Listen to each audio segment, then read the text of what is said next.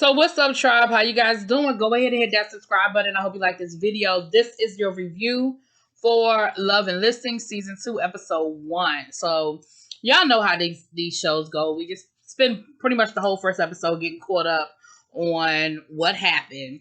So it's been a minute. It's been a minute, y'all know, since from when they stopped filming and all that good stuff. So what we've learned growing getting here. Ajane and Taylor are friends now. And Ajane said that Taylor has really been very, very instrumental in helping her.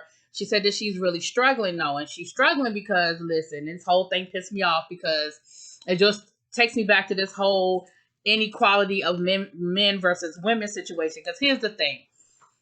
She said that she feels like she's had to start over because Andrew never admitted to sleeping with her. So it's really his word against hers. And of course, for whatever reason, whether they believed Andrew or not, it's Ajane whose reputation has sort of been soiled, I guess, for lack of a better word, because he was in a relationship, he was engaged, and she knew it, and I guess because she decided to mess with him anyway. And so she said that, her business has really taken a hit. She hasn't been closing a lot of deals. She's really been struggling. Taylor's thing is, you need to confront him, and you need to, and again, I don't know what she needs to confront him for. Like, they did the whole confrontation thing, and Andrew didn't change his story. Like, Andrew said what he said. Andrew felt the way he felt, and either you believed Andrew or you didn't. And, some people believed Andrew, some people didn't. But anyway, Jacob, he does have his real estate license now, but Jacob also got a baby. He's been busy. And what we found out is he stepped up to do the right thing. He said that if she had never gotten pregnant, he probably wouldn't be with her. But I can't be mad that he's trying to do the right thing. I mean, he could have easily gone in the other direction, but I think he's going to have to create a happy medium, so to speak, where you can still be a dad and y'all can still co-parent. But if you don't want to be with her, then, it's not fair to her to, string her along, I guess. But he's stepping up for the most part. Excuse me. He said he don't want to be like his daddy.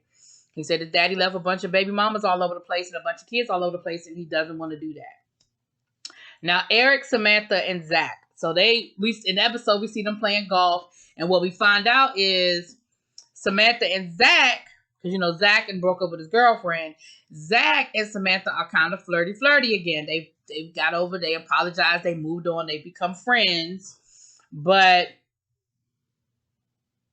Zach is flirting with Samantha, and Samantha is eating it up. Because at the end of the day, Samantha wants to be with Zach. Like, let's be clear. At the end of the day, she wants to be with Zach, and she likes the fact that Zach is giving her some attention, child. So anyway, in the midst of the episode, it's probably not gonna be a long review, but in the midst of the episode, we have Vivica Fox looking for a house, and Zach trying to find her a house that fits what she needs. And we saw Taylor do a virtual tour with the music producer, and to fit his needs. Now, last year we had all these celebrities, and I don't remember nobody buying not one of them houses, but okay.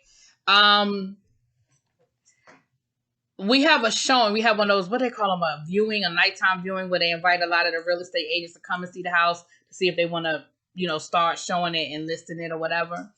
And it was at the showing that we got our first glimpse of Andrew and Ajane. Now, Ajane's thing is, listen, I'm just going to coexist with him. I don't want no beef. I don't want no shit. Him and the girl that got married. So she saw the show. She was cool with what she saw. And it is what it is. Like, he stayed out of my way. I'm staying out of his way. It is what it is.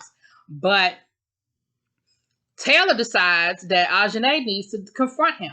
And she tries to really bully her. Like, Taylor is a bully.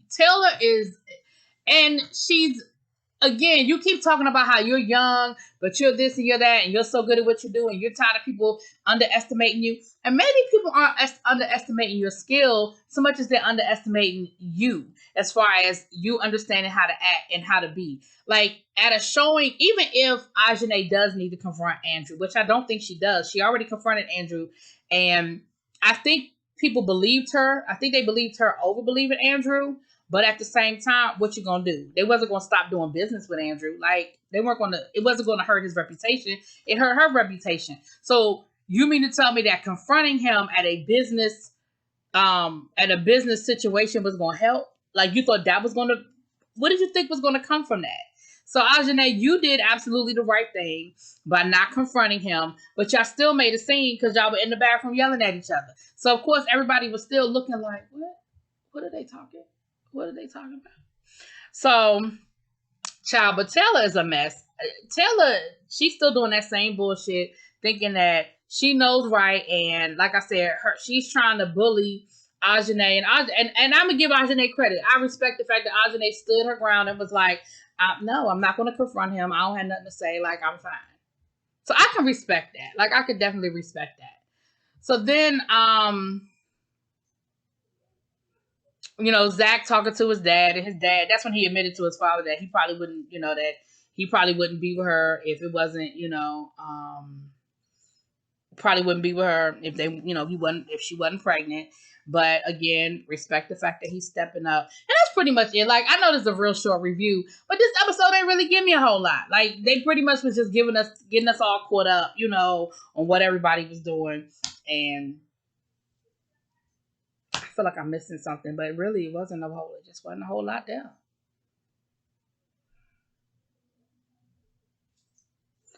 Anyway, sorry y'all, it's a short review. My bad. Peace. Oh, Jacob had the baby. Well, his girlfriend, she had the baby. So that's how the episode ended.